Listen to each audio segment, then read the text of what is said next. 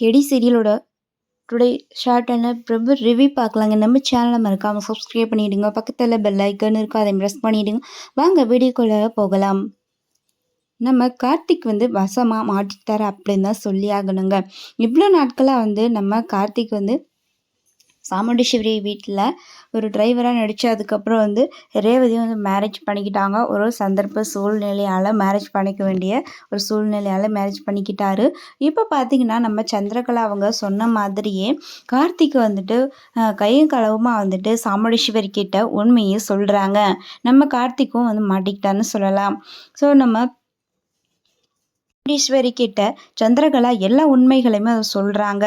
அப்போது நம்ம தீபா அவங்களுடைய அம்மாவும் அண்ணியும் அதே ஊரில் தான் இருக்கிறாங்க. அப்போ பார்த்தீங்கன்னா நம்ம சாமுண்டீஸ்வரி அவங்களோட பொண்ணு துர்காவுக்கு பார்த்தீங்கன்னா மேரேஜ் ஏற்பாடு பண்ணிக்கிட்டு இருக்கிறாங்க. அந்த ஃபங்க்ஷனுக்கு தான் மைதிலி வந்திருக்காங்க. அப்போது பார்த்தீங்கன்னா ஒருத்தரோட நம்ம துர்காவோட நகையை திருடிட்டாங்க, அவர் ரூம்குள்ளே போனது நான் பார்த்தேன் அப்படிங்கிற மாதிரி சொல்லிட்டு துர்காவோட நகையை திருட்டாங்க அப்படின்ட்டு மைத்திலியோட ஹேண்ட்பேக்கை செக் பண்ணுறாங்க. அப்போது பார்த்தீங்கன்னா அந்த நகை அங்கே இருக்குது, கண்டிப்பாக அவங்க திருடிக்க மாட்டாங்கன்னு சொல்லிட்டு நம்ம கார்த்திக் சப்போர்ட் பண்ணுறாரு. அப்போ பார்த்தீங்கன்னா இவங்களுக்கு இவ்வளோ சப்போர்ட் பண்ணுறீங்க, அப்போ இவங்க யாருன்ற விஷயம் உனக்கு தெரியும் தானே, நான் சொல்கிறேங்க அப்படிங்கிற மாதிரி எல்லா உண்மைகளையும் சாமுண்டீஸ்வரி கிட்ட சொல்லிடுறாங்க சந்திரகலா. அப்போது பார்த்தீங்கன்னா சாமுண்டீஸ்வரி இதனால் இவ்வளோ நாளாக என்கிட்ட உண்மையை சொல்லாமல் மறைச்சிங்க அப்படிங்கிறாங்க. இவங்க இங்கே வந்தது 2 days முன்னாடி தான் எனக்கு தெரியும் அத்தை அப்படிங்கிற மாதிரி சொல்கிறாங்க.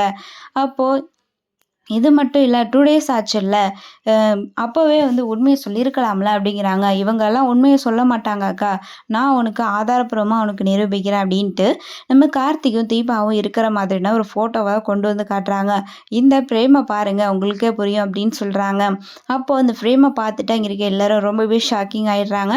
சாமுண்டீஸ்வரி நம்ம ரேவதி 2 பேருமே பார்த்தீங்கன்னா பயங்கர ஷாக்கிங் ஆகிடுறாங்க. கார்த்திக்குமே ரொம்ப ஷாக்கிங்காக இருக்குது.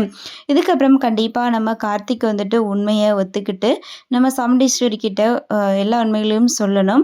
ஸோ சாமுண்டீஸ்வரி என்ன முடிவெடுக்க போகிறாங்க அப்படிங்கிறத நம்ம வெயிட் பண்ணி தாங்க பார்க்கணும்.